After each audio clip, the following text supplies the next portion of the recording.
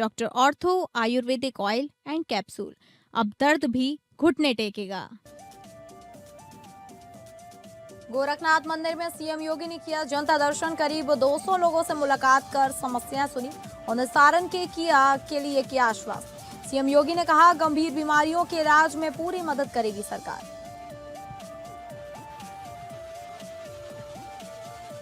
आज बीजेपी मना रही है अपना स्थापना दिवस। गोरखनाथ मंदिर में सीएम योगी ने फहराया बीजेपी का झंडा। स्थापना दिवस पर सीएम योगी ने कार्यकर्ताओं को दी शुभकामनाएं, कहा संस्कार और विचार की पार्टी है बीजेपी। रामपुर में महिला पुलिसकर्मी और उसके बेटे की हत्या में बड़ा खुलासा। पुलिस का महिला का ही पति निकला हत्यारा। पुलिस ने मृतका के पति सहित 3 को किया गिरफ्तार।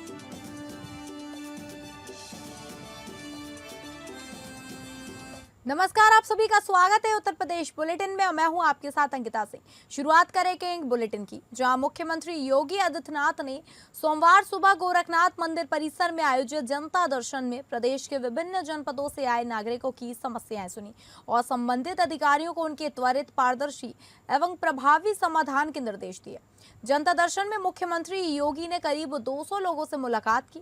मंदिर परिसर के महंत दिग्विजय नाथ स्मृति भवन के सभागार में कुर्सियों पर बैठाए गए लोगों से एक एक करके समस्याएं सुनी और निस्तारण के लिए आश्वस्त करते हुए उन्हें प्रार्थना पत्र संबंधित अधिकारियों को हस्तगत किए। उन्होंने सभी लोगों को आश्वस्त किया कि किसी की भी परेशानी होने या घबराने की आवश्यकता नहीं है। हर समस्या का प्रभावी समाधान कराया जाएगा। मुख्यमंत्री ने जनता दर्शन में गंभीर बीमारियों के इलाज के लिए आर्थिक सहायता की मांग करते पहुंचे लोगों को आश्वस्त किया कि वो उच्चीकृत अस्पताल से एस्टीमेट मंगवा लें। इस इलाज खर्च में सरकार भरपूर आर्थिक मदद करेगी। सीएम योगी ने इसे लेकर अफसरों को निर्देशित भी किया कि जिन लोगों को उपचार में आर्थिक सहायता की आवश्यकता है उसके एस्टीमेट की प्रक्रिया को जल्द से पूरा कराकर शासन को उपलब्ध कराया जाए। हर जरूरतमंद को मुख्यमंत्री विवेकाधीन कोष से पर्याप्त सहायता राशि उपलब्ध कराई जाएगी।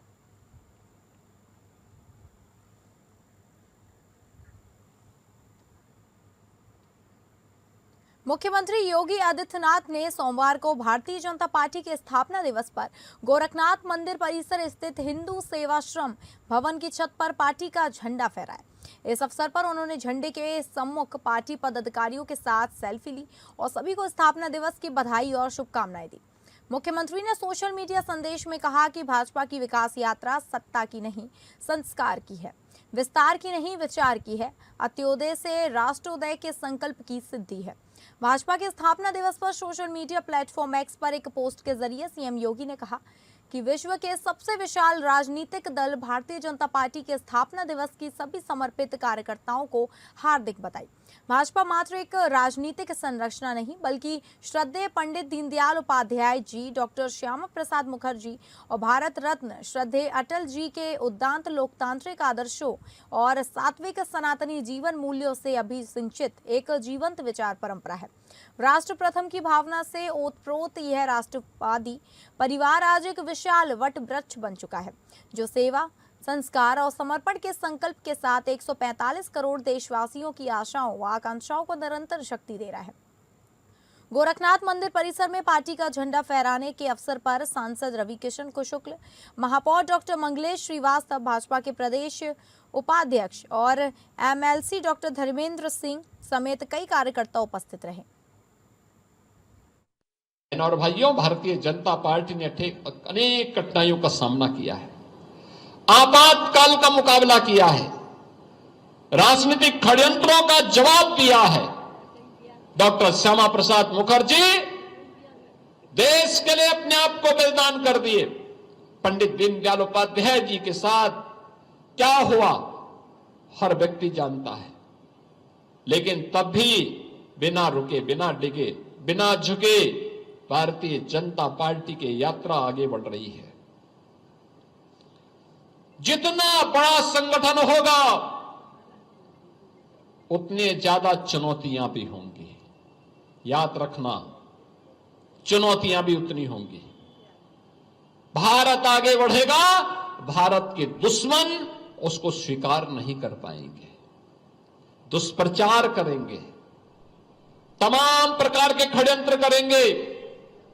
उन सबकी परवाह के बगैर हमें इस यात्रा को एकजुट होकर के आगे बढ़ाना है और उस संकल्प के साथ हम सबको जुड़ना होगा।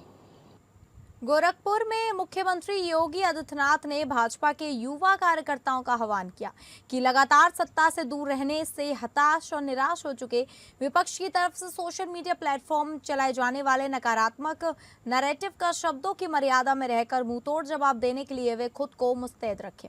मुख्यमंत्री ने कहा कि आगामी विधानसभा चुनाव को देखते हुए सोशल मीडिया प्लेटफॉर्म पर विपक्ष की तरफ से मनगढ़ंत आरोपों का नया वार शुरू होगा। उस पर प्रतिवार और उसका प्रतिवाद करने के लिए भाजपा की बूथ स्तर की टीम खुद को मजबूत रखे। सीएम योगी रविवार को भारतीय जनता पार्टी महानगर इकाई के मालवीय नगर मंडल की तरफ से आयोजित युवा संवाद कार्यक्रम को संबोधित कर रहे थे। सिंगड़िया स्थित एक मैरिज हॉल में आयोजित कार्यक्रम में मुख्यमंत्री ने कार्यकर्ताओं का उत्साह बढ़ाते हुए कहा कि हमारे युवाओं को विकास भी करना है और विरासत का भी सम्मान करना है। देश की सीमाओं की सुरक्षा के लिए मुस्तैद जवानों को दुश्मन के मंसूबों का काम भी तमाम करना है। मुख्यमंत्री ने कहा कि बूथ लेवल कार्यकर्ताओं की जिम्मेदारी बनती है कि वे डबल इंजन सरकार के अच्छे कार्यों का प्रचार प्रसार करते हुए अपने बूथ पर सजग और सतर्क रहें। उन्होंने सोशल मीडिया प्लेटफॉर्म पर भी सजग रहने की अपील करते हुए कहा कि जिन लोगों ने यूपी के नौजवानों के सामने पहचान का संकट खड़ा किया था, वे हर दृष्टि से फेल होकर आज सोशल मीडिया का सहारा लेंगे। झूठे मनगढ़ंत आरोप लगाकर तमाम प्रकार के नेगेटिव नैरेटिव सेट करने का वे प्रयास करेंगे।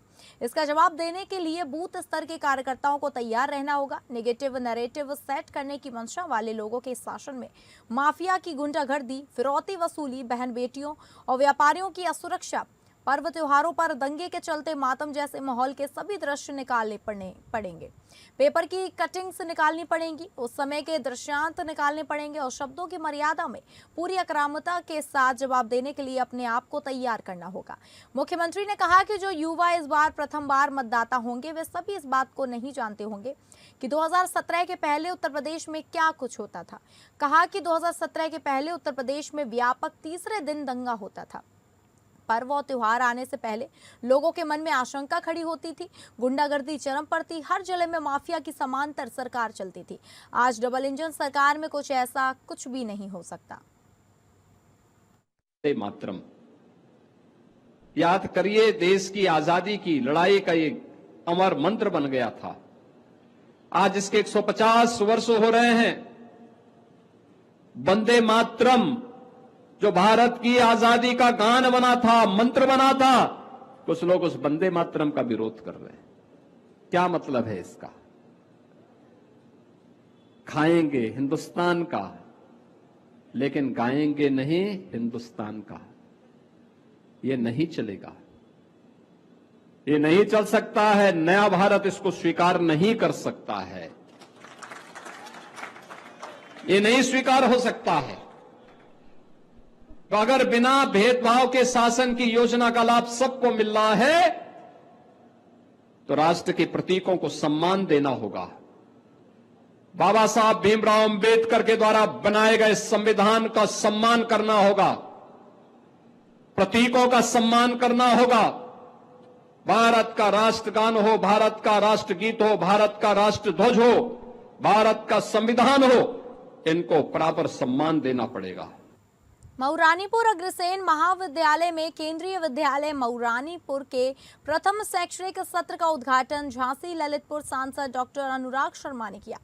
इस मौके पर डॉक्टर अनुराग शर्मा ने कहा कि हमारे क्षेत्र के बच्चों को ये महसूस ना होना चाहिए कि हम छोटे से कस्बे में रहते हैं और उनको भी यही लगना चाहिए कि हम दिल्ली और बड़े महानगरों जैसे विद्यालय में पढ़ाई कर रहे हैं। इसके लिए नगर में एक केंद्रीय विद्यालय बनाया जा रहा है। अभी केंद्रीय विद्यालय की बिल्डिंग बनने में टाइम लगेगा। इसके पहले अग्रसेन विद्यालय एक तरफ की बिल्डिंग का जीर्णोद्धार कर केंद्रीय विद्यालय के शैक्षणिक सत्र की शुरुआत कर दी है।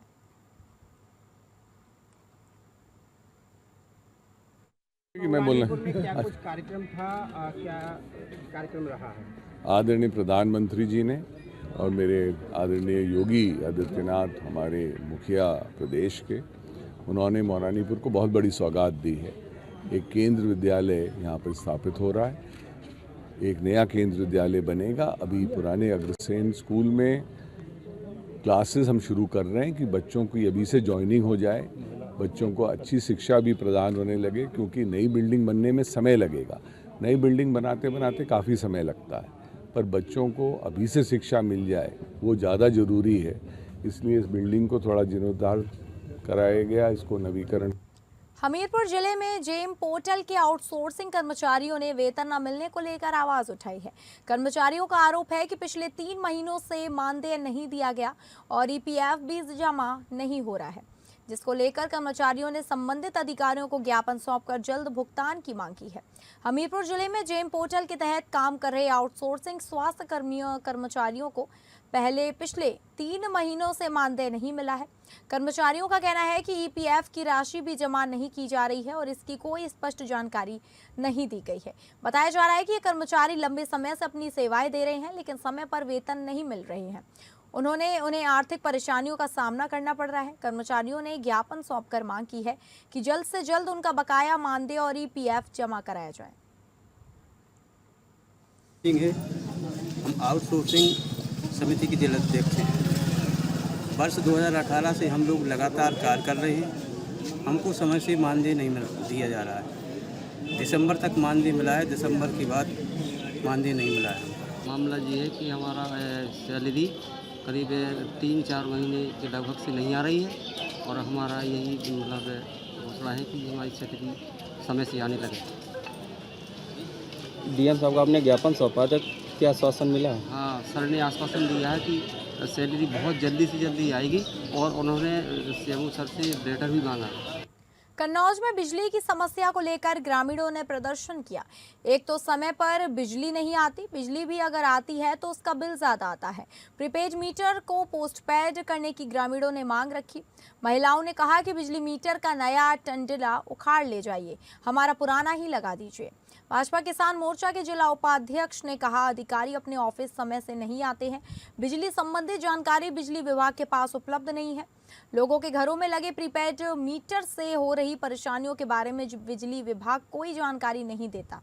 ठेकेदार ने अपने फायदे के लिए लोगों के घरों में बिना अनुमति के जबरन लगवा दिए हैं प्रीपेड मीटर। दरअसल मामला कन्नौज जनपद के सिकंदरपुर नगर पंचायत बिजली फीडर पावर हाउस का है, जहां पर बिजली उपभोक्ता लगातार बिजली संबंधी शिकायत को लेकर बिजली विभाग ऑफिस आ रही हैं। उनका कोई समाधान व संतोषजनक उपभोक्ताओं को जवाब नहीं दिया जा रहा है। इससे नाराज उपभोक्ता आज सिकंदरपुर विद्युत उपखंड विभाग पहुंचे तो कोई अधिकारी मौजूद नहीं था। किसान मोर्चा के जिला उपाध्यक्ष सिंटू दुबे ने जब एसडीओ को फोन लगाया तो उन्होंने कहा, बाहर है, 1 घंटे बाद आइए, आपको जो करना है करिए। नाराज बिजली उपभोक्ताओं ने बिजली विभाग के मुर्दाबाद नारे लगाए। बिजली विभाग में मौजूद बाबू से उपभोक्ताओं की नोकझोंक भी हुई, लेकिन बिजली विभाग में तैनात बाबू प्रीपेड मीटर के संबंधित कोई भी जानकारी उपभोक्ताओं को नहीं दे पाए।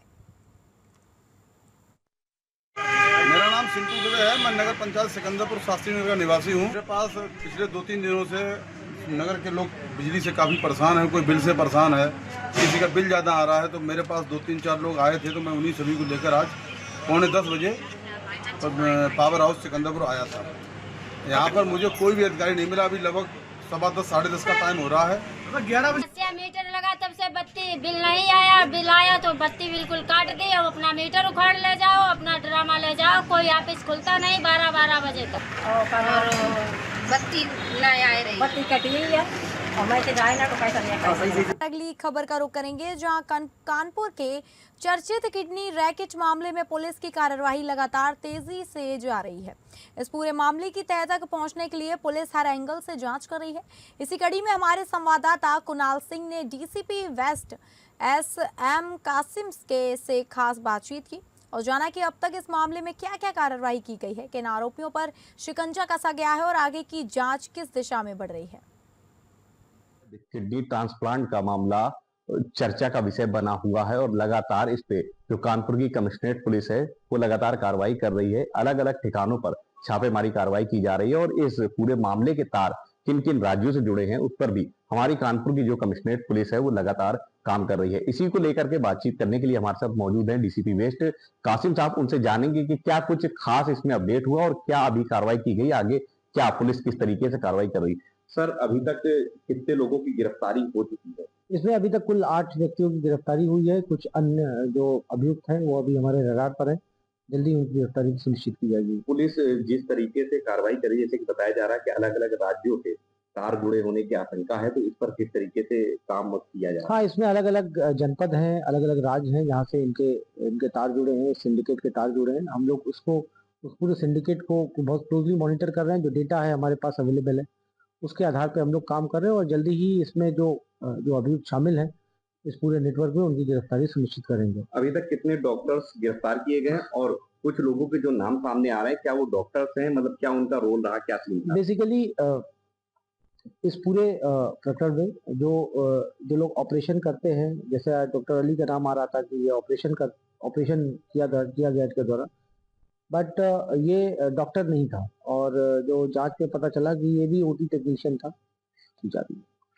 जैसे कि आपने देखा कि अभी लगातार पुलिस की जो जांच है वो जारी है और पुलिस अपने स्तर से हर एक पहलू को खंगाल रही है कि क्या कुछ ये सिंडिकेट का खुलासा किस तरीके से किया जाए और कहां तक तार जुड़े हुए।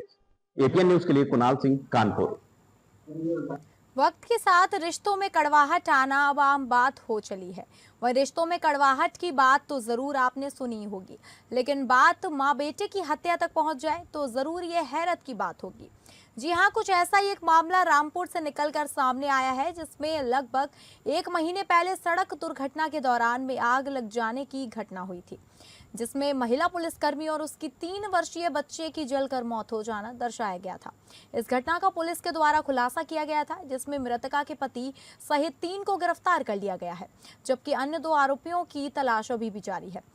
नए पुलिस कप्तान सोमेंद्र मीणा ने कुर्सी संभालने के बाद मातहतों को इस घटना के खुलासे के निर्देश दिए।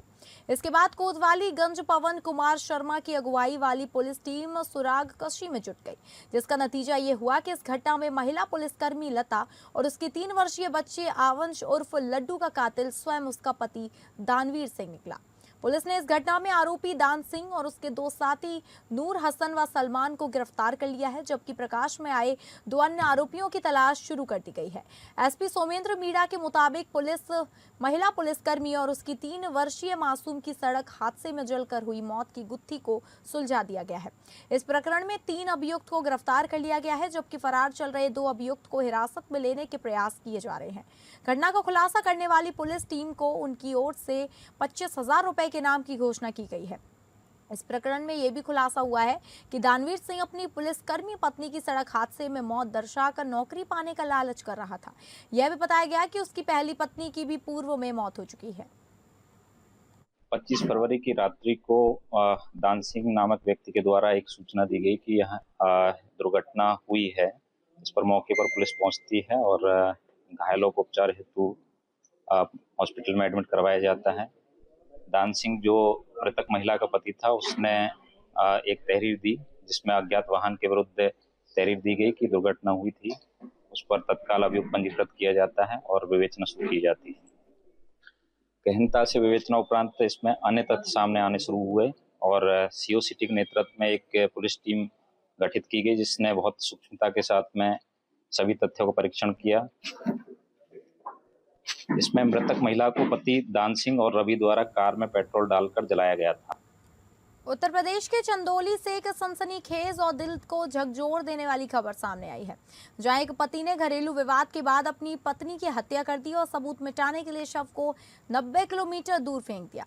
इस वारदात ने पूरे इलाके में हड़कंप मचा दिया है। चंदौली जिले के सदर कोतवाली क्षेत्र के बिछिया खुर्द गांव में रिश्तों को शर्मसार कर देने वाली ये घटना सामने आई है। गौतम कुमार खरवार नाम की युवक ने अपनी 28 वर्षीय पत्नी सोनी की हत्या कर दी। पुलिस पूछताछ में आरोपी ने बताया कि घरेलू विवाद के दौरान गुस्से में आकर उसने हैंडपंप के लोहे के हत्थे से पत्नी पर हमला किया, जिससे उसकी मौत हो गई। वारदात के बाद आरोपी ने शव को चादर में लपेटा, बोरे में भरा और कार से लगभग 90 किलोमीटर दूर एक पहाड़ी इलाके में ले जाकर फेंक दिया, ताकि किसी को शक न हो। इसके बाद आरोपी ने बड़ी चालाकी से गाड़ी को सर्विलिंग के लिए छोड़ दिया और घर लौट आया।